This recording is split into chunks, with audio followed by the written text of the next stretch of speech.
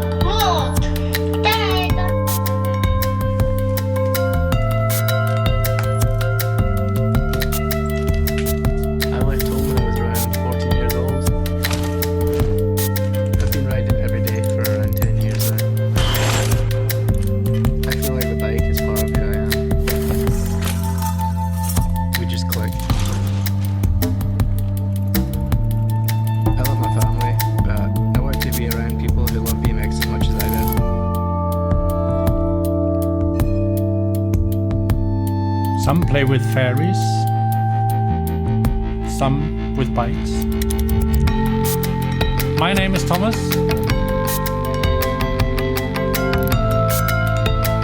And mine is Hans. And I tried to mute our intro sound, which didn't quite work out. I liked it. So this is Fahrradio, the talk show, the first English edition and the 74th edition. Wow, of all. Pretty.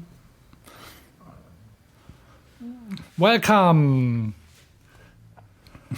Welcome to Sommercom. Yes, we actually we thought we'd try, as we are not as English is not our oops, bless you. Thanks. Is not our I do it in hip Mutter language. But we do it anyway because we and you two might have recognized that some magazines go international, and that's why they use the international language number one, which is English. The lingua franca. CC. Okay, this was a very slow start, actually, so I hope we haven't lost too many listeners in our first 3 minutes. So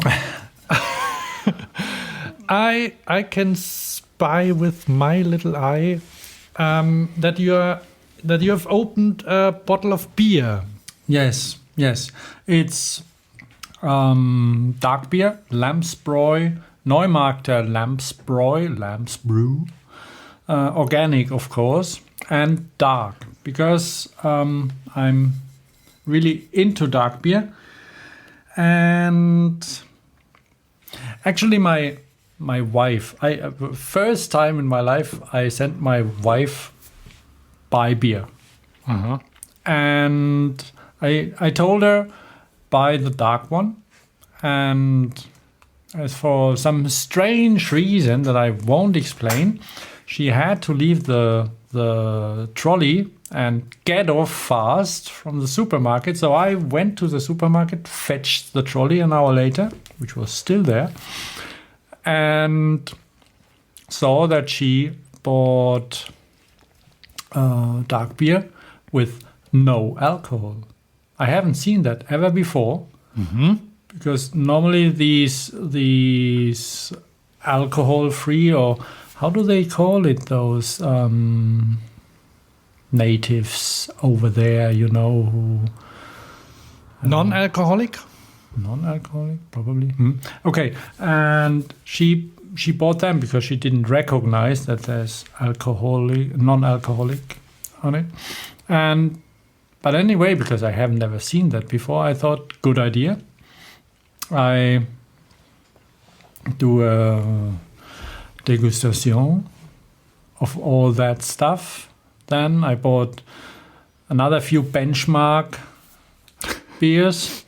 Of course, I was there. And now I had the alcohol-free for lunch. Not for lunch, for dinner.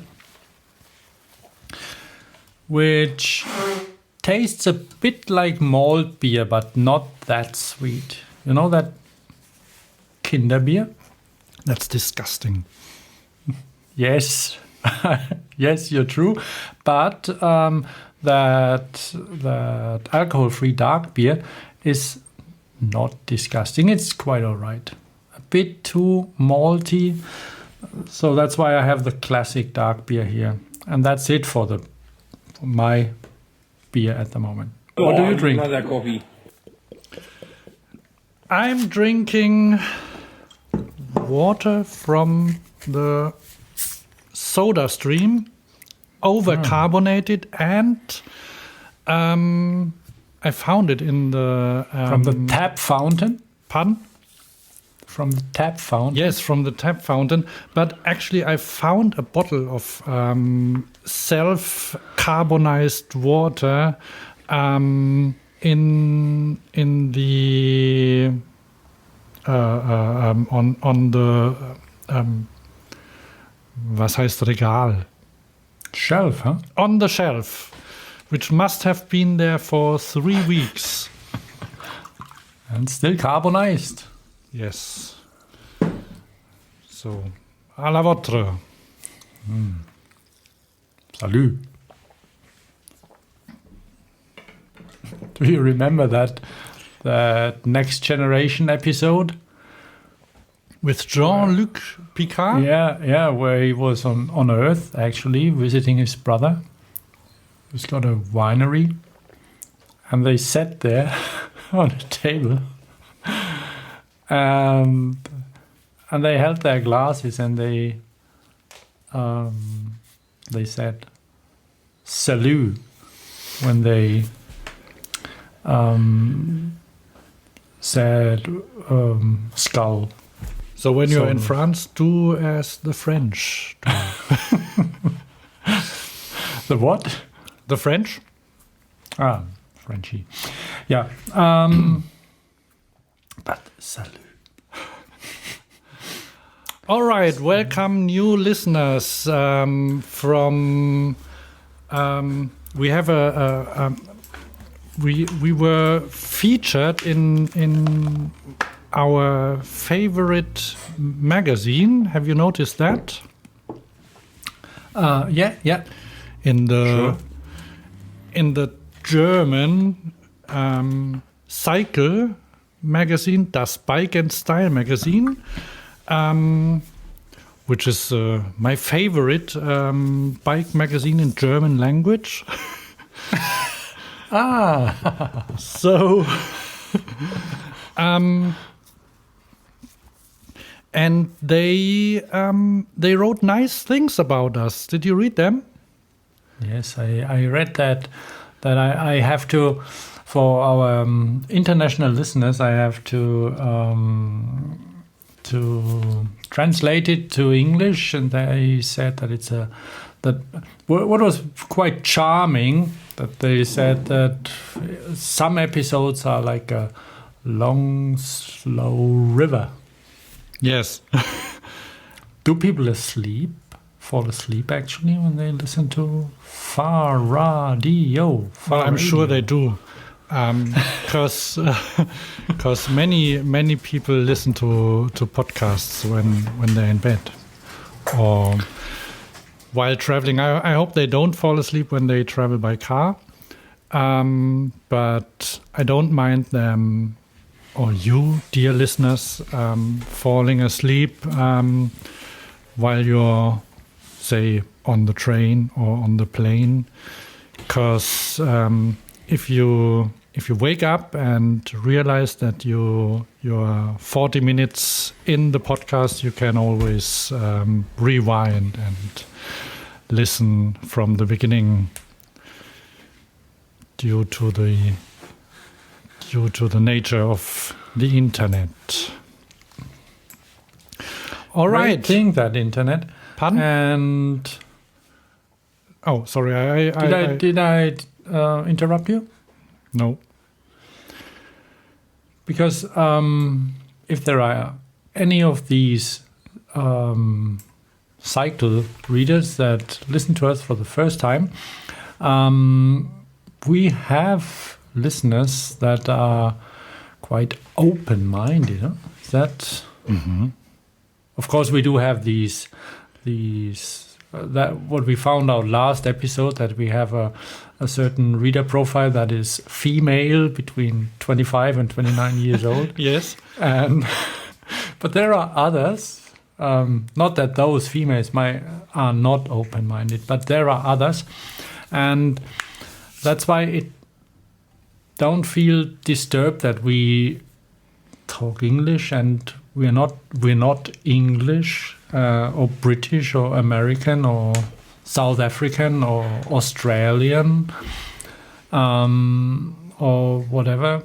It is sort of an experiment. So if you want to listen to a German podcast, just listen to the last episode number. Or the next. Or the next, or both. Or we, if you have some time to spare, just start at episode number 1. Why not? Which is definitely in German. And some years ago. Cool. All right. So we have like the 75th, the next. Cool. I have to apologize to our listener Tom from the United States, and he wrote an email that he went to our website, wanted to listen to the latest episode of the podcast, and was greeted with a pop-up that demanded of him to sign up for our brand new newsletter. So he was actually pissed. Yes, he was pissed. Because he's... Well, he said he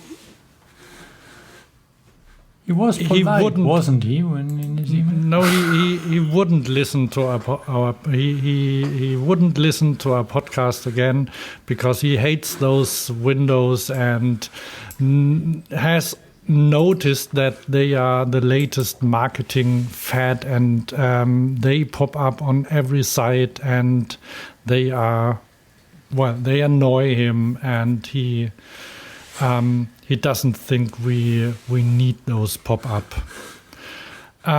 What he didn't know is that you already told me that you don't like those pop ups as well. You mean me? Yes, you, Thomas.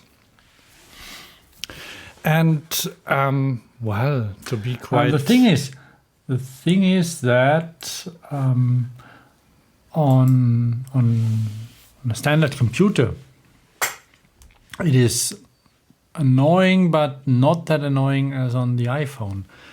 Because all right.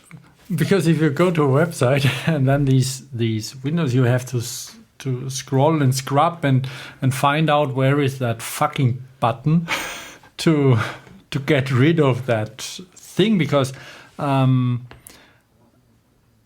don't know whether if you signed in for a newsletter, it pops up the next time again. I'm afraid it will. Yes. Yeah, and that is annoying. So I sign in. Okay, newsletter, all right, because it is nice. I like that site and the guys that do it, and they are both very smart. One's got a mustache at the moment, the other not, and but then it pops up again and again. Are you into Movember? No, Or is it just the cool looks? Ah. this is just regular looks. Mm-hmm. All right, so I took this pop-up off, and we don't need it. So if you like to be spammed with email from us, well, I promise we won't spam. But actually, I don't really know whether we should have a newsletter at all. I'll see into that. Just sign up so we know who listens to us, and there's still a sign up box on the website, but you can safely ignore it and just listen to our podcast. Or look at those Facebook, at our Facebook site. What do we have else? Do we have a Tumblr? No, we don't have Instagram? we're on Twitter. Yes, on Twitter. And so that's a good thing to just step into business. I've got no idea whether this is good English, but anyway, we should start now. Yes. And because sometimes just to for you listeners and for me to remind the good and the bad things, I just posted on the Facebook site. And I don't know whether I've posted it, but you should, if you haven't, watch Kaleidoscope with Chris Kyle, which is a BMXer. We are a bit more into BMX the last 2 episodes probably, but even the Stern, a German magazine, with well, I mean it's popular, but even they noticed that is a brilliant video. Made with money by Red Bull and brilliant driver Chris Kyle, who does amazing things on a BMX bike, which looks so easy, and it reminds me a bit on Tron and arcade games or whatever. It's 5 minutes of. And it's got good music, because it actually reminds on the Imaginate by Danny McGaskill video 2, which was done by Red Bull 2, but with awful music. And they have good music. Have a listen? Have a listen. Oh, all right. Stupid, huh? So, it actually, the colors remind me, and the choreography remind me of Pinball Wizard from the Who? The Who. What's it called? Tommy, the movie. Yeah. Because it's orange, red, and another color. But Tommy is overrated, isn't it?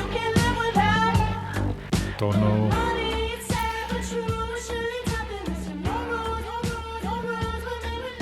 So I turned down the volume again, so we Have you found out the singer already? Pardon? Have you found out the singer already? No, I haven't looked it up. So it's nice. It's really nice, and it's not like there are no explosions and there are no triple whatever flips and stuff. It's so easy and so unreal. Doesn't look that dangerous, does it? No. Well, yes, 5 minutes good. of BMX flow.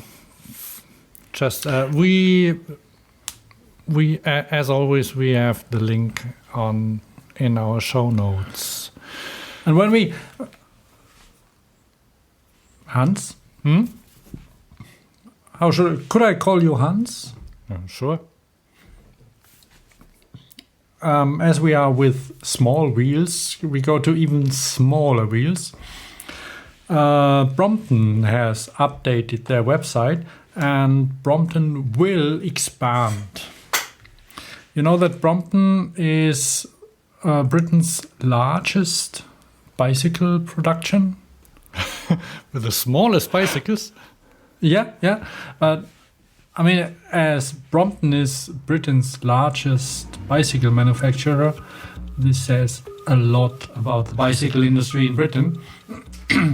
Not that I want to say something about that, but Brompton does 30,000 bicycles a year.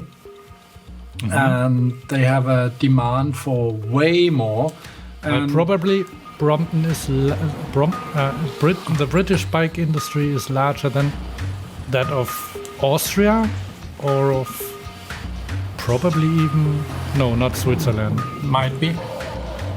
Do you make any sounds in the background at the moment? That's the Brompton video. Ah, okay. Because as I told you, Brompton has a bit problems with space, because Brompton is 30 years old meanwhile, the company, and they are in the middle, or sort of in the middle, wherever the middle of London is. They are in London, and they produce in London. They brace their bicycles, which is a very typical British, I call it attitude. And a few years ago, I listened to an interview with do they call them? If you are a sir, could you still be a CEO? Sure. But anyway, the founder of Brompton, and they said, okay, they stick with the 30,000. They are content with the 30,000 bicycles a year, but they have sort of 8 buildings where they produce and have the people sitting who do the marketing and everything, and the demand is that high that they decided to have one new building, which they found it is still London, but it is not directly in London, but a bit more got no idea where. Mm-hmm. London. It is still London, but it's way larger. And at the moment they have the black edition bicycles, which or what means that every part on the bicycle, every brakes and levers and seat posts that normally are silver are black. There are certain frame colors that they give as an option, that you can have them in orange, in black, in white, and red, and things like that. And as these special editions are so popular, Guy Ritchie thought we have a video. A video competition. So go to the Brompton website, look at that video where they actually land in that new. They ride around with some Bromptons in London, mm-hmm. And at the end, if you look the video and stay there till the end, which is not hard because it's quite good, and short, then you will see the new factory, which is pretty large. And if you join the video contests, I think you should post a video of unseen places in your city. Whatever your city is. It might be Hamburg, it might be Bamberg, London, Sydney, Newcastle, Salzburg, mm-hmm. Strunz, Jagunz, Strullendorf, Strullendorf, Ittingen, wherever. I think 15 seconds or something like that. Pretty short, really short. And the idea is, as far as I've seen it, because to be honest, I didn't get really deep into the topic yet, and I think they out of these short movies, they will make a bigger one. Mm-hmm. As I told you, Guy Ritchie is one of the guys who's editing that thing, and a few more. I don't want to go to the website at the moment, but it's pretty interesting. And if you go to the website, you can see the braziers, and you can see the people. Because you think Brompton. I mean, what do they do with Bromptons? There's nothing happening with Bromptons. That's what you might think, but it isn't. Brompton is. There are things happening. They have accessories. They have bags and all that stuff. And they are not just badge engineered. They are made for Brompton, and it's quite interesting. So go there to the Brompton site. We are not sponsored by Brompton. I didn't want to interrupt your raving, but actually, what Brompton is quite interesting because they have they built what's it called there the amount of parts on the Brompton bicycle, the amount of parts on the bicycles that are made by Brompton are higher than on many other bicycles, because as far as I know, they make the gear, the shifting, the shifting levers are made, or even the whole gear. Yes, they have more and more parts that they make themselves. They make themselves. I think they make the brakes, or they did make brakes themselves. At least they have them branded, but maybe somebody else does it for them. But to their specifications, they call it bespoke, because it's actually made to fit their bikes and their needs, or the customers' needs, and it's the price, yes, probably. Then so they don't just grab into you just learned that word a few minutes ago. Which word? The shelf. No, I wanted to say just they don't just grab into a box full of brakes or gear shifters. They get from a company in Japan or China. They have them made especially for their bicycles. Which actually doesn't make me like the bicycles more, because I don't know, I don't like Bromptons that much.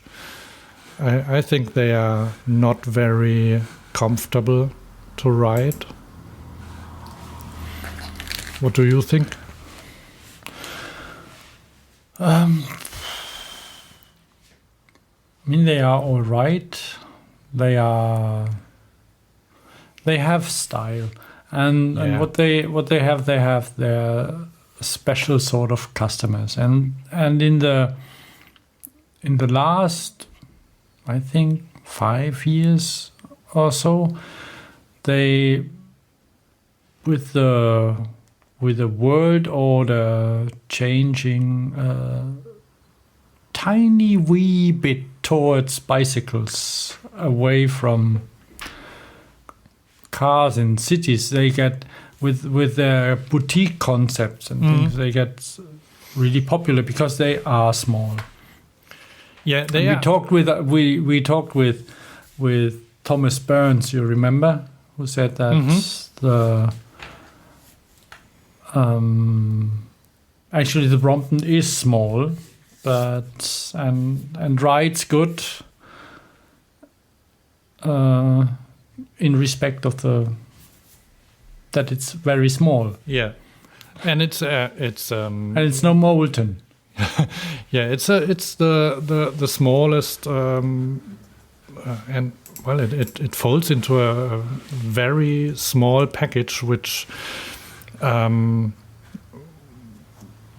is actually very practical when you're traveling, when you're commuting with a bicycle and the train, for example. You don't have to pay for your bicycle. Which brings us to the next topic, shall we?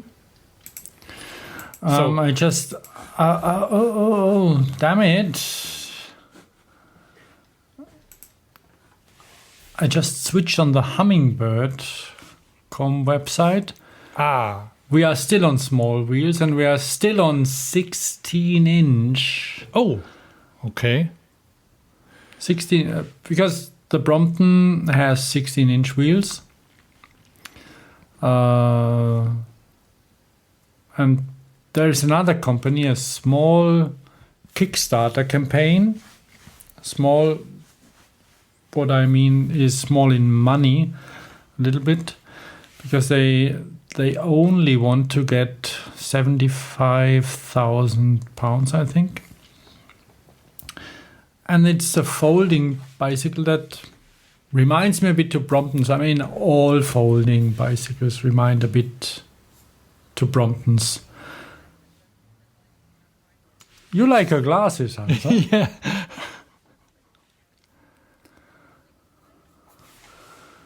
I don't think that it will become will get an iconic design in bike.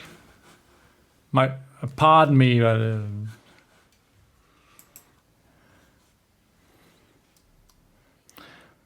stop, Hans, stop.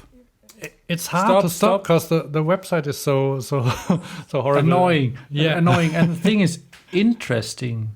In German, interesting is ugly. Mm-hmm. If you said that we won't talk about women there. If you said that bicycle or that car looks interesting, you avoid to say it's ugly. And the Hummingbird is interesting. Is interesting. All right. Well, if we can, the idea is all right. I mean, 6 point something kilogram for a complete bicycle is all right, and it's a nice idea. And I mean, they are in London, where it rains pretty often. So, isn't it annoying to get wet? They have very, very thin tires. So if the water sprays against your back, it will be laser sharp and cut you in half. This is how it will work. So, well, if it rains, you just leave it under your desk. The other thing, it's always the same with iconic designs. What they always forget on iconic designs are those practical things like and that is what, and fenders. Yeah. So they might be ugly, but the Brompton has them. The Brompton has everything. The Brompton is a real bicycle, a complete without bicycle. A light, actually. Without a light? Yeah. All right. Doesn't have a light. Well, the Brompton looks like it had a light. It could have a light, and I wouldn't notice it because in all those between all those tubes and cables, I wouldn't notice it. So they could just as well fit a light somewhere. They have battery lights special made for them that fit on the seat tube and on their. Oh, they have that one very ugly bar. It's a sort of a multi-bent. Yeah. Handlebar. But anyway. So, do you remember the Mando Footloose bike? Yes. We should still give some statements about the bike, haven't we? I don't know. Did we talk about it? We wanted to, because we had it for a while to test it, which is very kind of the German distributor for the Mando.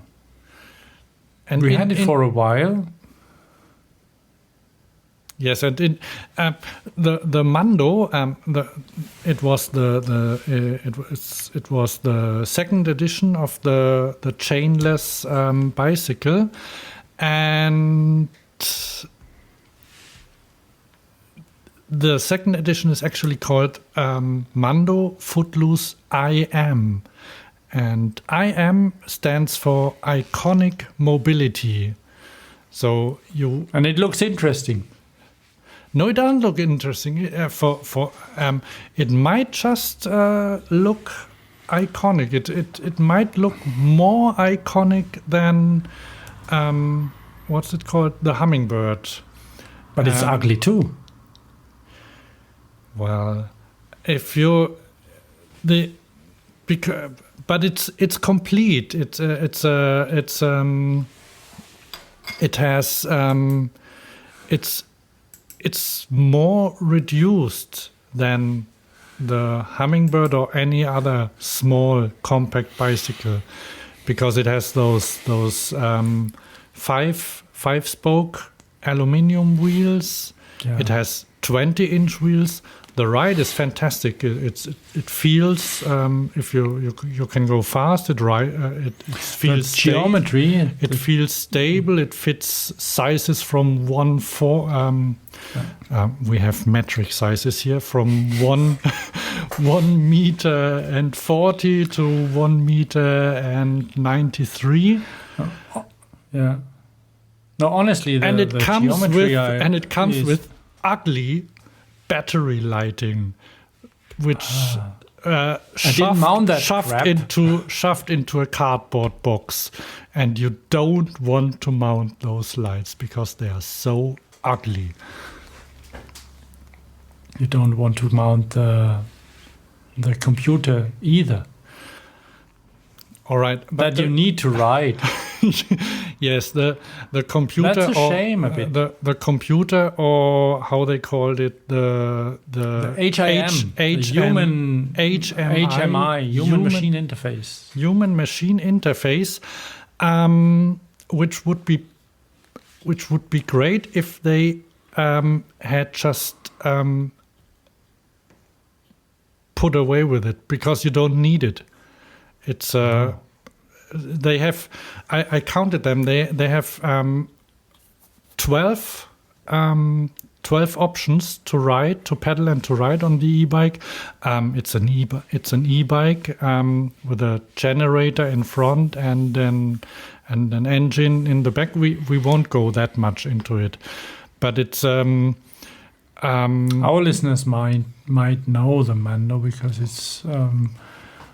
We thought it might be a few years ago, 3 years ago actually, or something like that. We thought that it would be the iPhone of the bicycle. And it is not yet.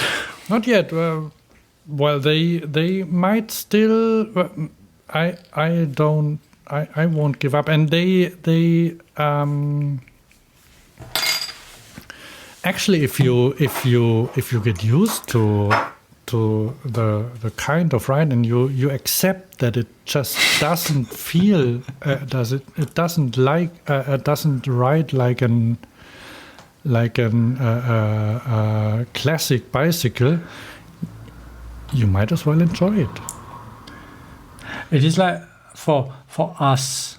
We are used to ride bicycles. I talked with many people, and we are used to ride bicycles and you push the pedal and you have an instant reaction, Yes. which the Mando doesn't give you. If you're not used to that, that's you told me that in South Korea they're not used to bicycling that much as we are here, and so they are fine with it. They think that's bicycling, and for me it felt like a bit like I play bicycling. Yeah, it's a bit. I pedal, or I could pedal, but I don't have to pedal that much, and pedaling is annoying because it doesn't feel good, and so you won't pedal that much because you just pedal a bit, and that's it. And if we because that comes into my mind at the moment when we think about the iPhone and that gearless, chainless, and brilliant idea compared with the iPhone, then I think about Mark Newson, who works for Apple meanwhile. Mm-hmm. And built the first Biomega bicycle. Do you remember? Was it the first? At least the first that was worth a look. Did it have an iconic look? It had an iconic look, and it is still iconic. It didn't sit good on it. Biomega. First, do they still sell it? They sell it again. It's in the bike archive. It's ouch. What was it called? It had the name of a city.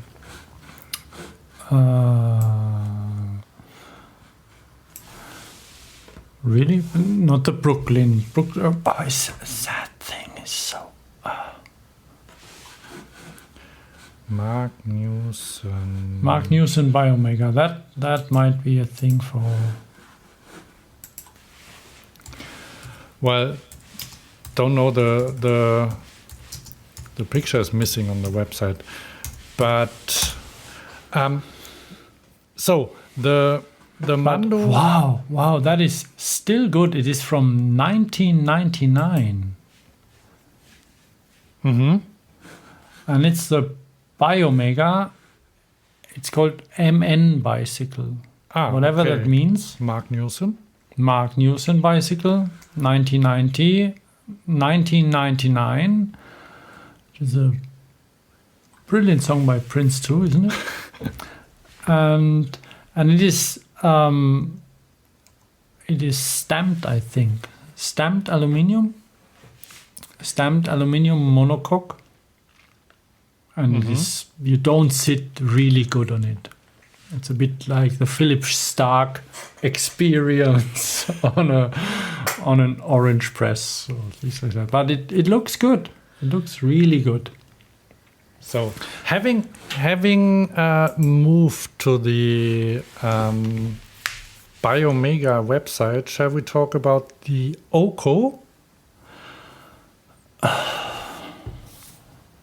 Which has larger wheels. We could just as well fill the rest of our time with small wheels because apparently it looks.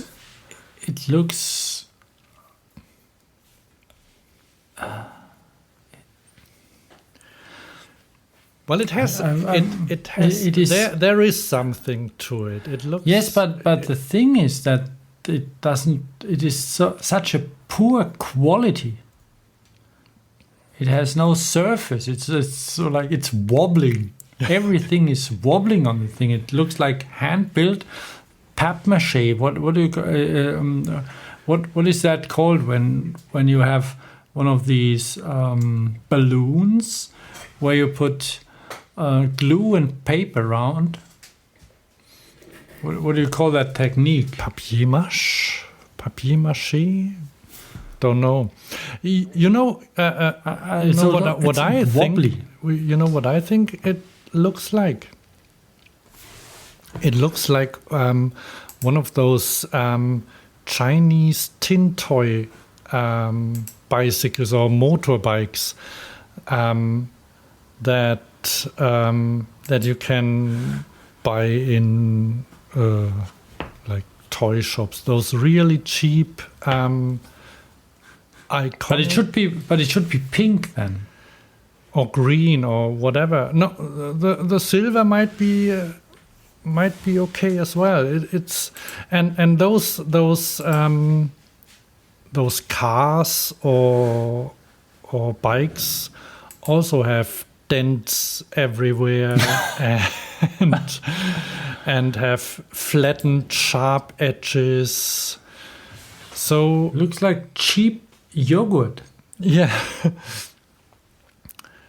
Well, it's really disgusting. It's not that expensive, but it isn't cheap either. The technology is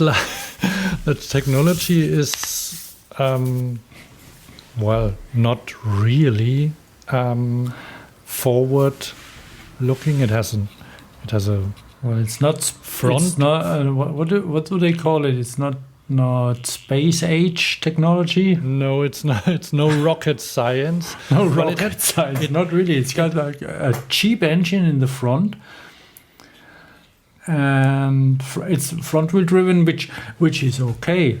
It's all right, and pretty small battery, but it's that bad. I wouldn't put a picture on a website of such a bike,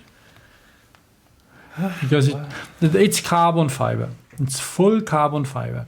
But obviously, I hope that they increase the quality. But it looks like somebody put it like live in 3D without any tooling. Yeah, that's what it looks like. It's a homemade. Maybe they have a new 3D printer or something like that. It's that is printed. Looks very prototypish. Could be a design feature too, but I don't like it. So maybe we'll see it maybe we can see one in real life someday, and it won't look that bad. The thing is that for whatever reason they stick to that frame design they had in 1999 on the Mark Newson model.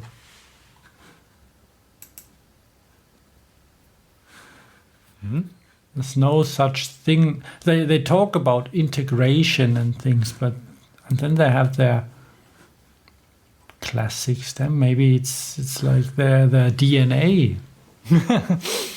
Well, they stuck to the diamond frame as well, so they wouldn't have had to do that. I mean, they use carbon fiber. It's a waste of material. So yeah. I'll close this window and yeah, it's annoying.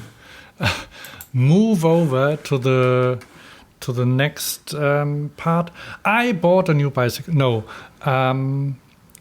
there's another strange looking bicycle. That one that I found. The one that I found, and the Piaggio Wii bike. Piaggio has a bike? Yes, they revealed their electric motor assisted Wii bike at the, what's it called, EICMA in EICMA in Milano today or yesterday. Mm-hmm. And what's it called? Wii bike? Wii bike, or Y bike. And what does Google accept? Piaggio bike project, because Piaggio had a pretty interesting, well, not too beautiful, but anyway. Hola otra vez, seguimos en el Salón EICMA de Milán, estamos en el stand de Piaggio y aquí detrás hay dos novedades muy muy importantes, no solo para el mercado de Piaggio, para el mercado en general, para movilidad. What does this Spanish Conmigo está guy Lorenzo talk Marín, about? director de marketing en España, y Hang creo on. que me puedes un poco presentar qué son estas dos bicicletas, motos, bicis. No, son bicicletas con lo que se llama asistencia al pedaleo, ¿no? Es decir, que llevan un motor eléctrico que te ayuda hasta los 25 km por hora y a partir de ahí hay que darle pedales, ¿no? Pero hasta los 25 km por hora te ayuda pues a empujar, en las cuestas sobre todo, ¿no? There it is, okay. What this Spanish guy just said that they have pedelecs, and apparently they are going on sale in the not too far future. And Okay, they are based on the concept we saw last year. Yeah. They look very old-fashioned. They look like a flyer from 1975. No, when did Flyer start selling their e-bikes? Well, like 2007.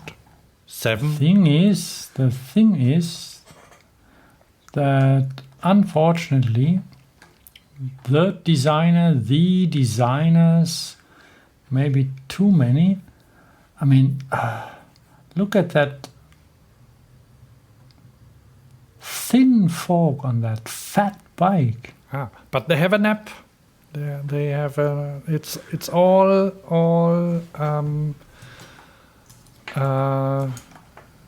powered and all. What you can. It's all connected to a smartphone app. Yes. The technology might be all right, but look at that bulky computer that they have on their handlebar. Yeah. And because they haven't got any space left on the handlebar, they have whoever produces that front light that they mount on their fork there. And the forks are so thin with their heavy looking frame. The idea is all right. They have connecting, and I think they have sort of a keyless go system or something like that. At least they introduced it a while ago. But it's always the same. If you have a keyless go, if a keyless go system on a car works, because you won't be able to roll the car away, to take away the car. You won't be able to steal it. But if you have a keyless go on a bicycle,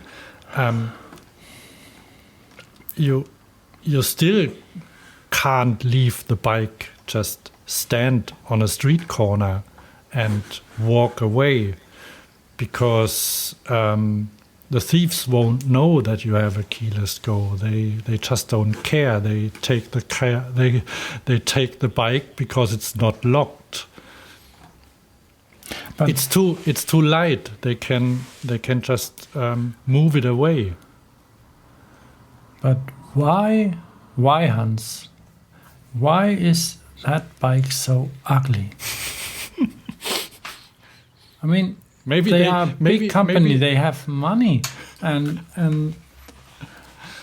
then you look at that thing, and it's just. Wir haben etwas sehr Merkwürdiges aufzuklären. Etwas sehr Merkwürdiges? Stellen Sie sich vor, Monsieur Joe war ein Erpresser. Nein. Doch. Und wir haben bei Ihnen eine Liste der Leute gefunden, die von ihm erpresst worden sind. Nein. Doch. Und ich bin heute hier, weil Sie auf dieser Liste stehen. Ich? Sie? Nein. Doch. Meinst du, das finden wir heute nicht mehr raus? Also man kann sich da sehr lang drüber unterhalten, befürchte ich. Also das ist I switched to German. I'm sorry. Yeah, because we I'm lost for words. So embarrassed about that So ugly piece of bicycle and waste of money. I mean, Because the engine might be good. Yeah. Engine and technology might be really brilliant. Why not? I mean, they know what they do. And there's one idea on the Piaggio here on that. Do you will you put a link to the website Sure. in our show notes?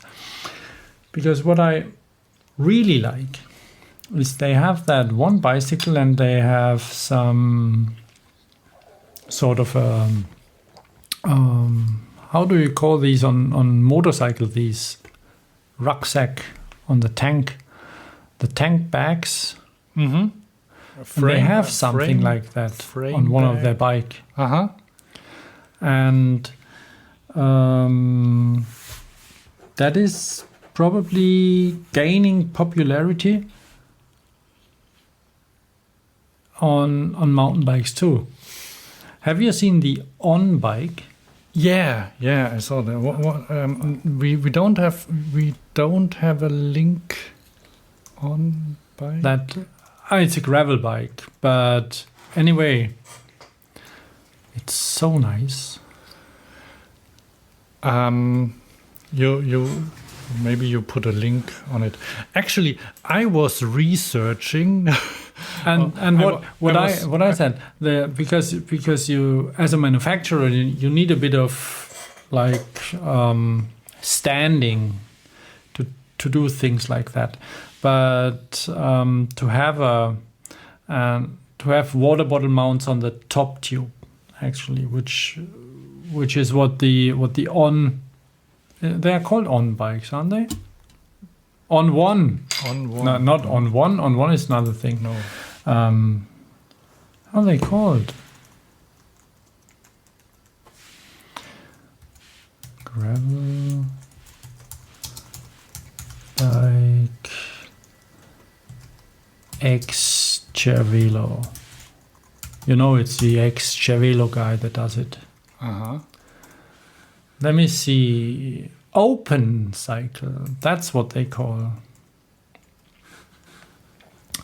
open cycles, and they have that bike that is called UP. It's Unbeaten Path. UP. Unbeaten Path. Open cycle. I'll put a link in the show notes. Yeah, do that. Which is really an interesting concept. Don't say brilliant here because I haven't written it yet. And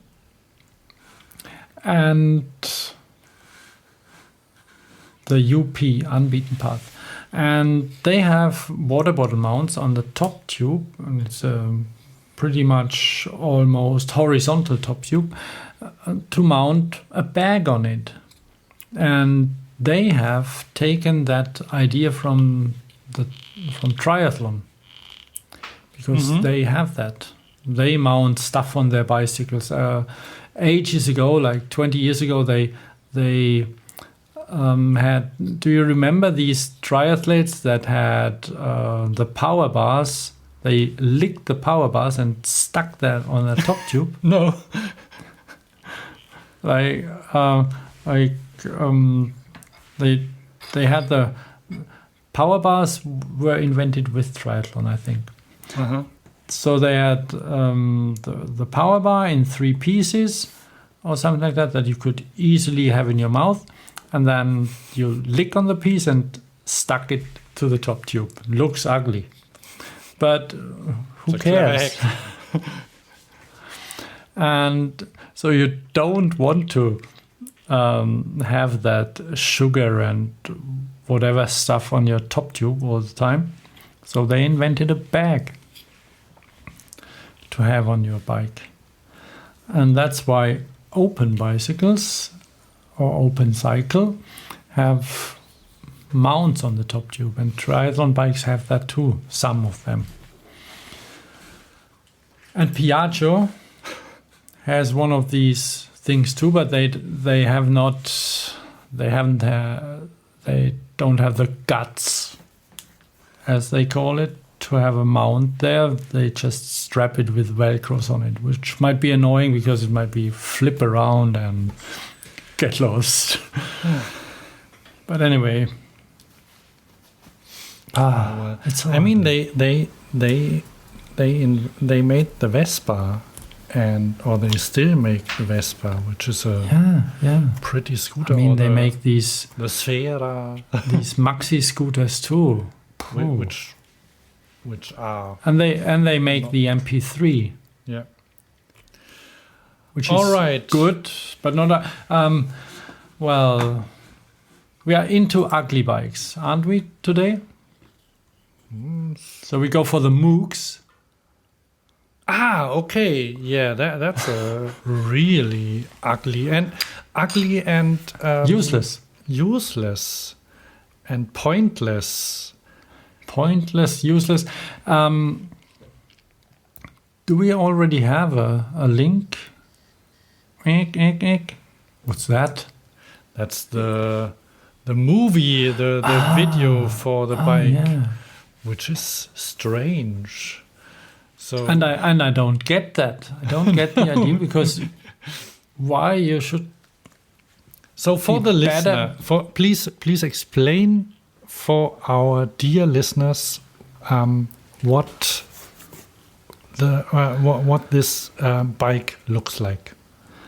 Okay, it looks like a scooter with fat bikes and pedals.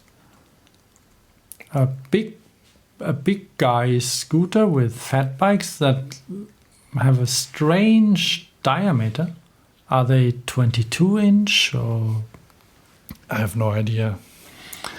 So they have a. You have a scooter, and you have fat tires, really fat tires. What do you need a suspension for? For the dumping. So they don't bounce. So it has pedals.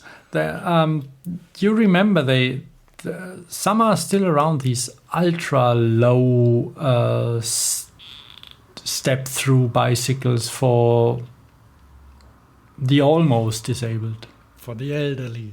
For the elderly, yes. Yeah. I don't know what so they so are it's really called. very deep. In German, Tiefeinsteiger oder Ultra Tiefeinsteiger. Yes. Will that be the next hipster word? Ultra Tiefeinsteiger. So, just say it again. Ultra Tiefeinsteiger. Listen and repeat. So, this thing, the Mooks, I really fear to start the movie again, or the film, because it makes no sense to me. I don't know what that bike is good for. It looks as if it could at least not fall apart immediately or disintegrate. If you jump with it, it might. And do you remember the Philip Stark rental bike concept? It looked a bit like that. It had the same idea, that you have a scooter combined with a bicycle. So you can scoot around very slow in sort of pedestrian areas. Which is okay, because how do you go through pedestrian areas or train stations? Step on one pedal and scoot.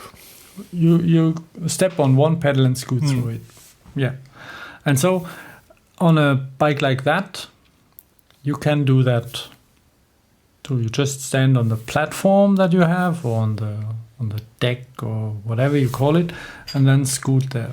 It's a good idea, but it won't ever create a good-looking bike. Yeah. For a rental bike, who cares? You don't. They won't steal it. And who will steal one of these MOOCs? So unique, everybody will notice it. So it's that's one of the main features of rental bikes, that they are unique. So they look ugly by purpose. So they won't. Nobody will steal them and sell them to the Netherlands. How are these French called? The French. They were rental from bikes. Bordeaux, I think. Velo or something with V. Because I've seen one in Stuttgart. Mm-hmm.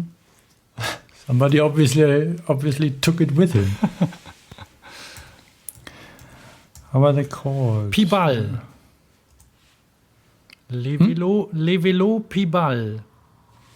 Velip. I mean the Velip. No, the Velip is not from Philipp Stark. No, the Velip is the bike from Paris. This is the. It's ugly too, and it's from Paris. And I've seen one of these in Stuttgart actually, because you can't buy them; you have to steal them. And does the where was the Philipp Stark bike? Is it in Bordeaux then, or where? Did it went to production? I don't know. I sent you a link. To what, on Skype or where to? No, iMessage. iMessage. iMessage.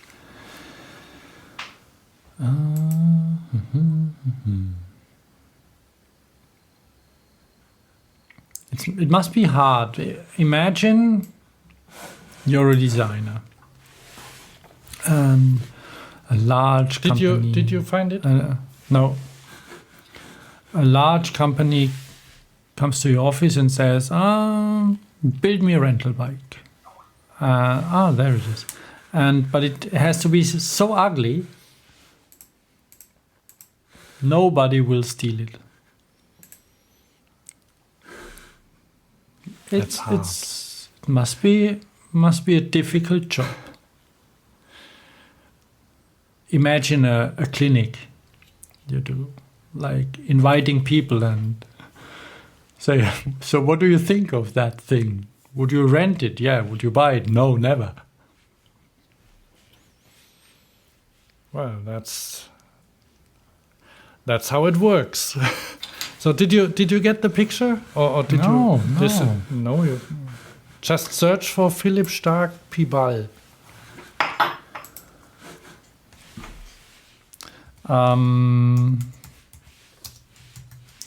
You happened to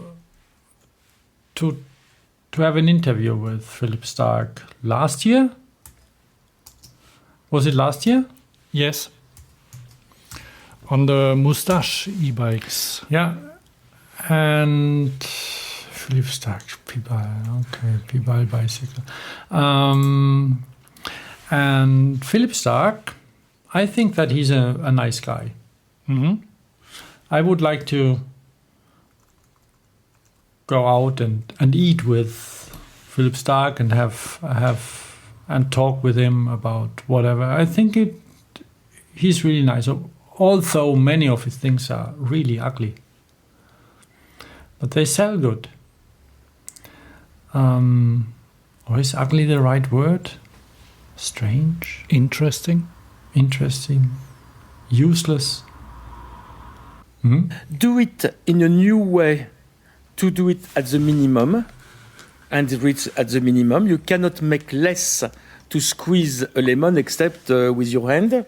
And after, give him a different spirit, like that people will think about it, will speak about it.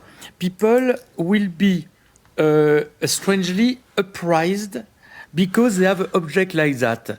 And they will be proud of this object. And that means it's a win-win-win. That makes the function better than other, and people have something to speak about it. For the bicycle, it's almost the same process. First, stay in the DNA, the magical DNA of the bicycle. Always the minimum, the intelligence of the minimum.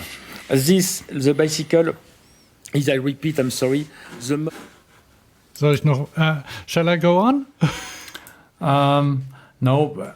So this is. I really like his fur-covered e-bike. Yes, I do as well. It's in number 49, Fahrradio number 49 from I think it was last year, and you can hear the complete Philip Stark and Moustache interview, and he was just talking about his orange, what's it called? A juice press. I forgot the name.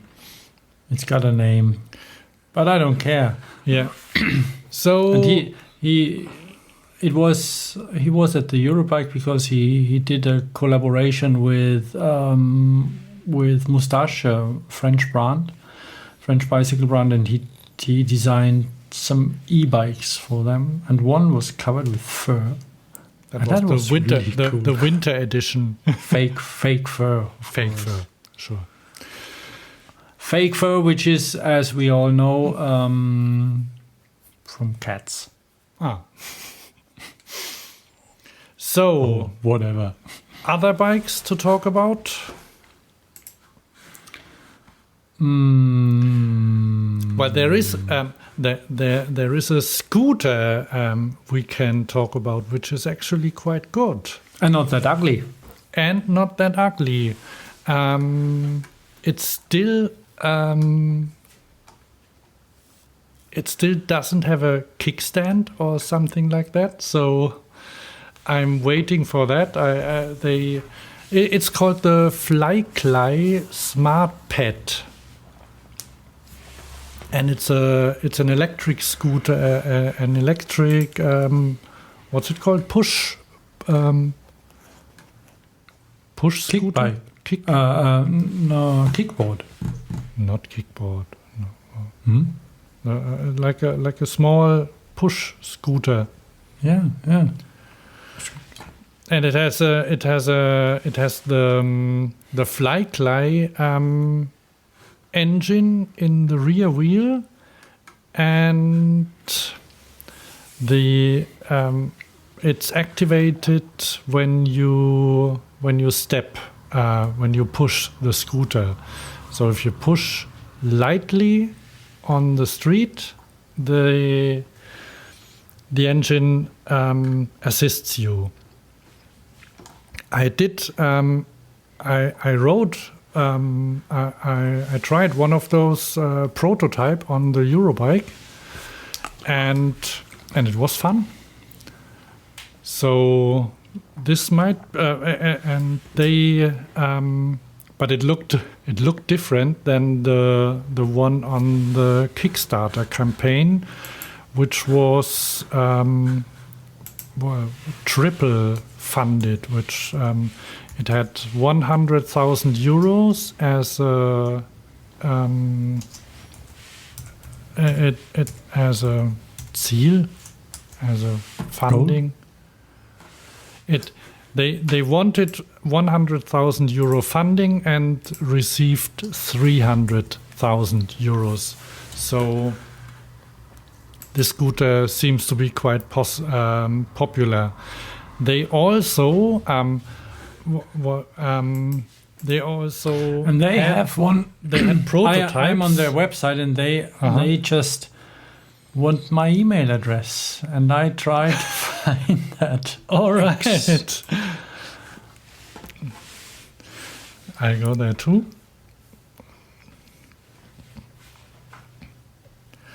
So the Smart Pad, yes, and they had That's foldable. Was the other one foldable too? And no, it wasn't. So it wasn't foldable, and it looked different. It was just a standard scooter. So this looks better. And I saw they had they were in Stuttgart. Oh, they were in Stuttgart last week on November the 16th in Amsterdam, and they were in Cologne on November the 18th. So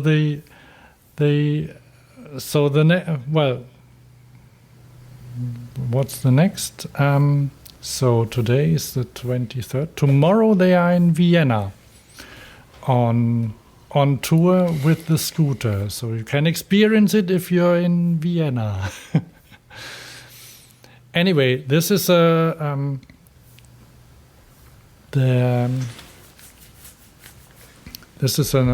nice looking scooter, and a good idea that you have an assisted kick.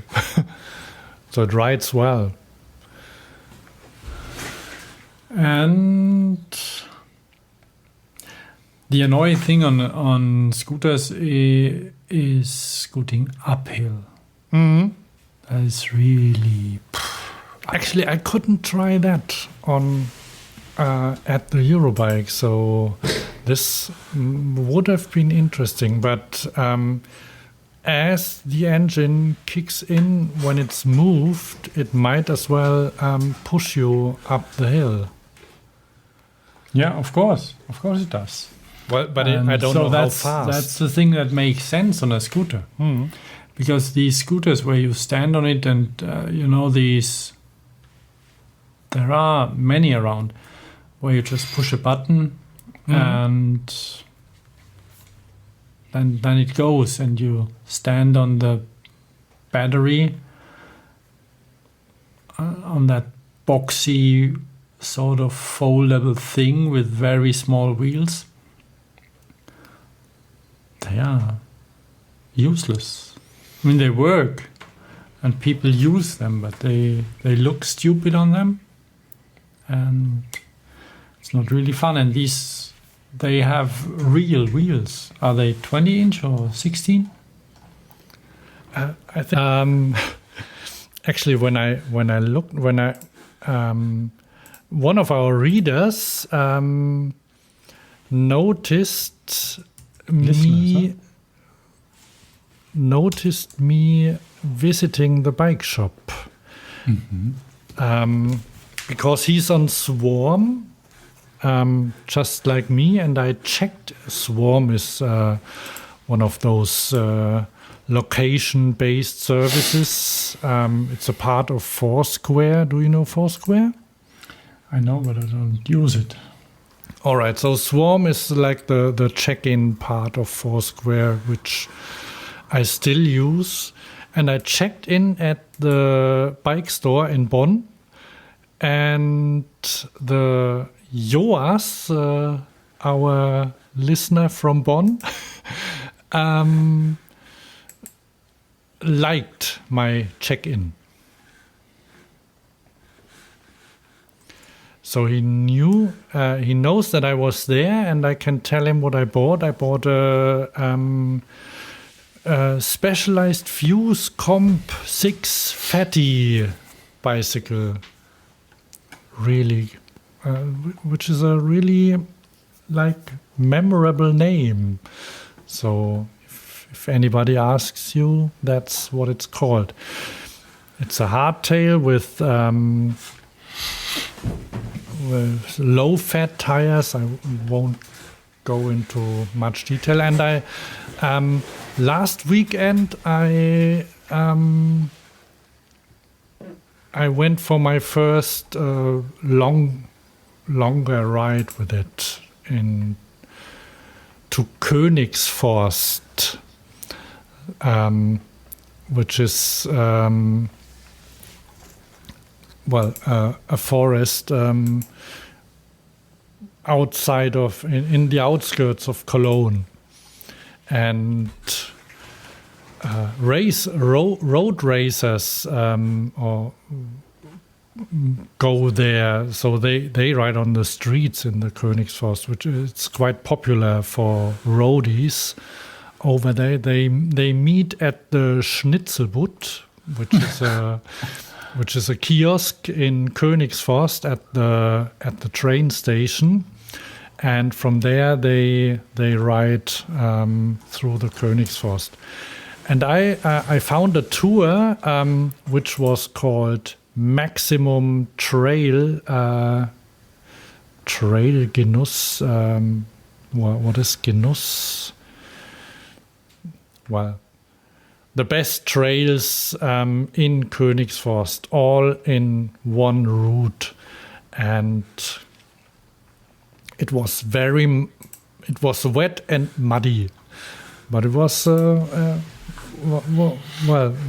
which are good conditions for a bike with fat tires. Mm-hmm. And I think I put a link to the route in the show notes. I put some pictures in as well. There are sheep. I made a picture of sheep, and there's even some. I even found some shaped hills between the trees. You can even jump there, and there are some. Well, Did anybody work there?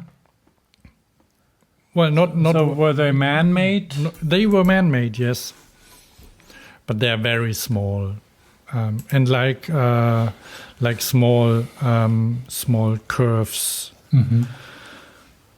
And well, the bike is great. I did have,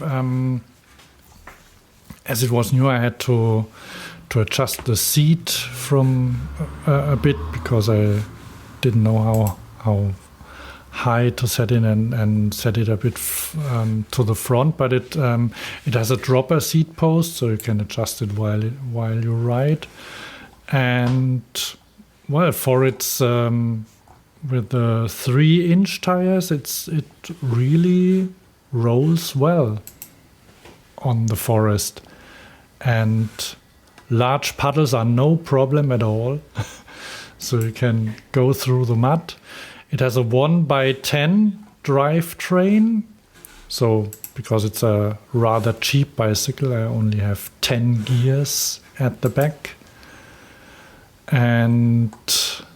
But a very small gear on the front sprocket, which looks nice and is quite practical because you can climb over trees and you nothing stops.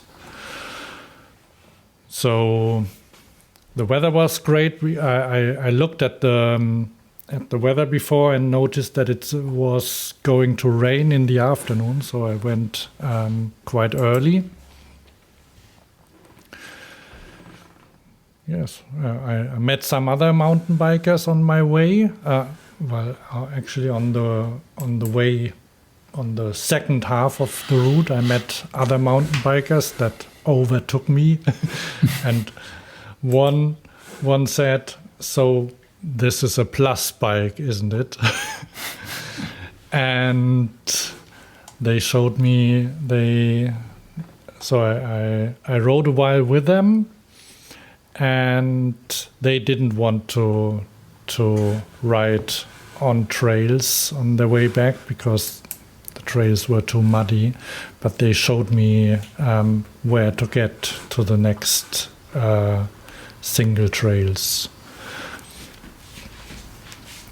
So it's a great bike for the winter, and when I came home, I took the hose and washed the mud away and put the bike back in the house. So that's a nice thing. So you're content?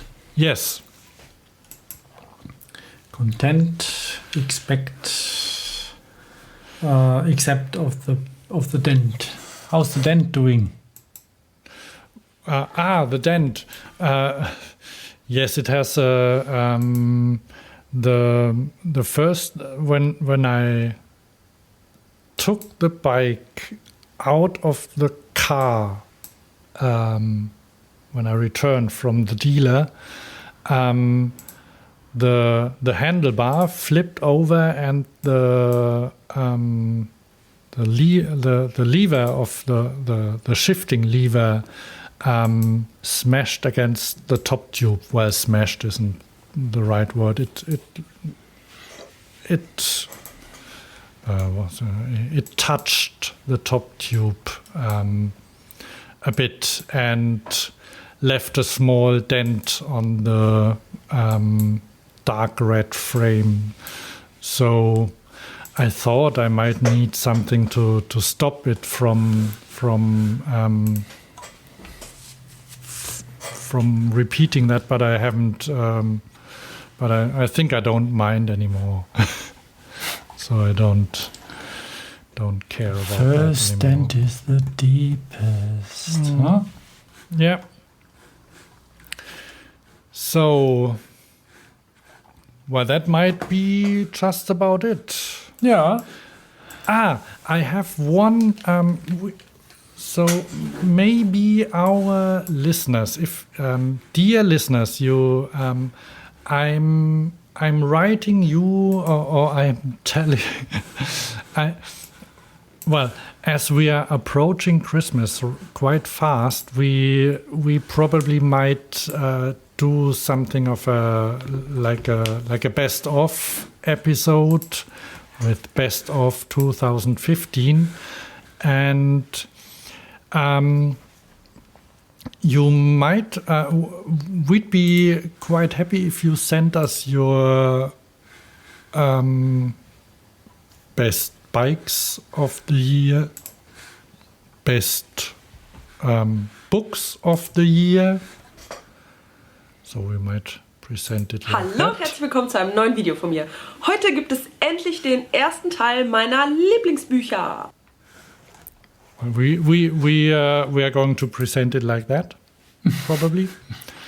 So send us your favorite bicycle books, bicycle movies, not the books themselves, but your proposals for the best bicycle book, best bicycle movie, best bicycle accessory, or whatever.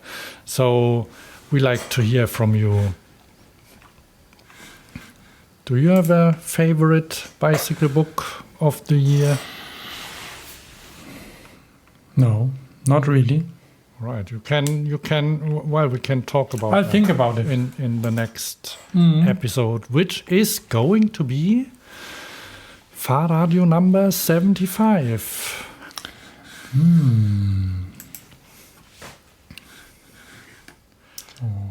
Maybe, All right. So shall we? Maybe look forward to it.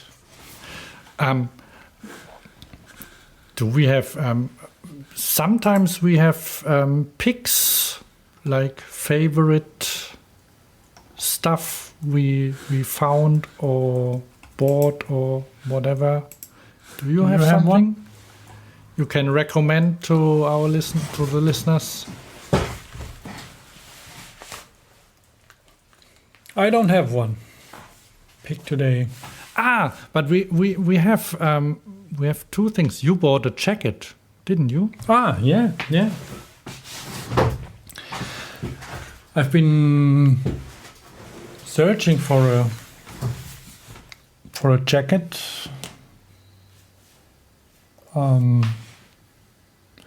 Sort of a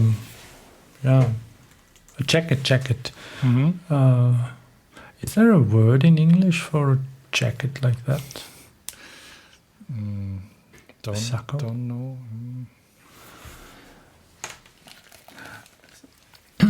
So actually, it's got it's a 2-button jacket from wool, and because I've been looking for ages, I think, for jacket to cycle with, put my phone in, put my money in, and not too much, but all the phone and keys and things, like a jacket that looks smart but not too smart, and is comfortable, and you can wear it with the jeans and wear it in the office and go out with it or whatever. And I've seen jackets made especially for cycling that cost so much and have some features that I don't really want. I don't want a reflector on it, for instance, and I don't want a back packet like on a cycling on a cycling shirt. I don't want that because it's ugly. It might be, if it's done good, that it could be all right, but I don't want that, because if I really want to go cycling, I wear other stuff. But it's just for like urban riding or whatever. And so the thing is, with us being that thin and have long hands, long arms and short legs, which aren't short, actually, as I was told. They aren't short, but, yes. But never mind. Our size. Never mind. But for our size, if you're like one close to 190 and have legs with 89, they aren't that long. They aren't ultra long. But anyway, they reach the floor. And though I just bought I came to a shop that's called Pursuits, and they have suits, and I don't want suits because I don't wear suits, but I want a jacket, and I thought, okay, I go in anyway, and they had one of these jackets. It's just a simple dark blue woolen jacket, relatively affordable. And they have size 94, which is not very popular and which fits me perfectly. I'm really content with it. So if you want a jacket like that or want a suit, if you wear suits, because suits are smart, but I'm not a suit guy. And if you're a suit guy, then go to Pursuits. They have a few shops in Germany, I think 3, more in the south. And yeah, have a look. Or just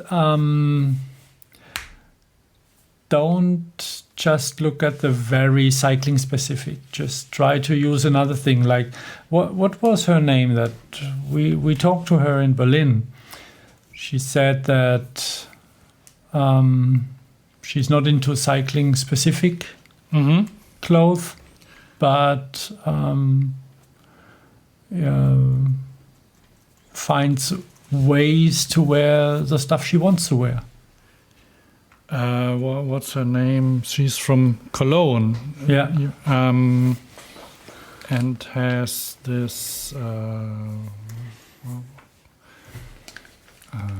What's the name? She's doing that blog too, where she talks about how to put up the makeup properly, that it will last the cycling trip. But I just try. I got.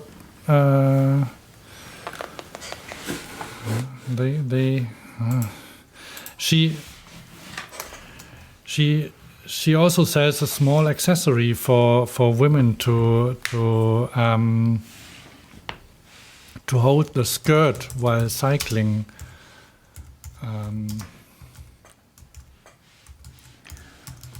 Do you know what I mean? So it's not like a dogma that you, as you're a cyclist, you just have to wear cycling clothes. Yeah. I'll worse. try to. I just can't remember her name at the moment. All That I Want. All That I Want, yes. All that. They have a new rainwear collection. Are you on the website right now? They have large. Yeah, I tried to find her. The All That I Want team. Eva. She's Eva, yes. Yeah. It's Eva That's, Moore. Eva Moore. That's Eva Moore. Eva Moore, and her partner lives. Her partner Mela. They have this shop together. Lives in Hawaii. She lives Honolulu. and works. Yes. So, and they sell bicycle tattoos. Nice idea. Like wall tattoos, they have bicycle tattoos.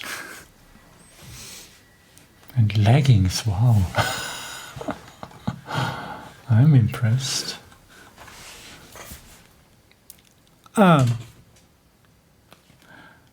That's a good pick, huh? Eva from All That I Want. So, originally I had another pick, but I'll just take this because I just bought a regular bland bicycle jacket. My first bicycle jacket ever, I think, which is warm, snuggly, and doesn't look that bad. It's padded with Prima Loft. Excellent. All that I want. All right. So this was our very first all English edition, and with hardly any German in it. Yes. And next time we might just switch back to our mother language, shall we? Or mother tongue. Mother tongue. Once again, a big thank you to our sponsor SRAM. If you want to know about them, just go to their website on www.sram.com.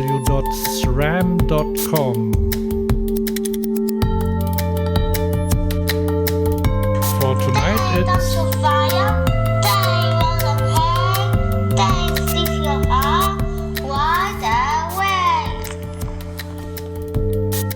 all right.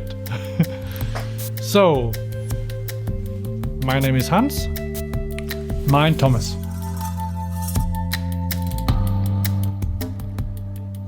Hear you next time.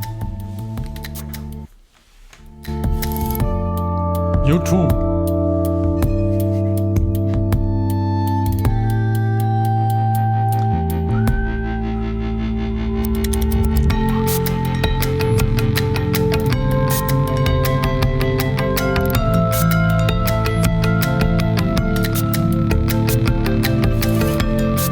Ich summe ein bisschen mit.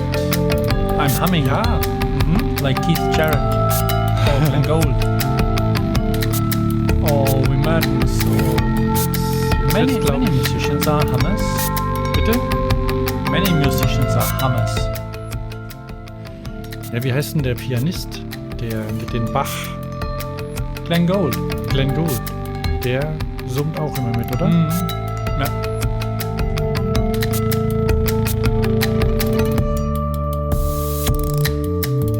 Jetzt wird mal gut, oder?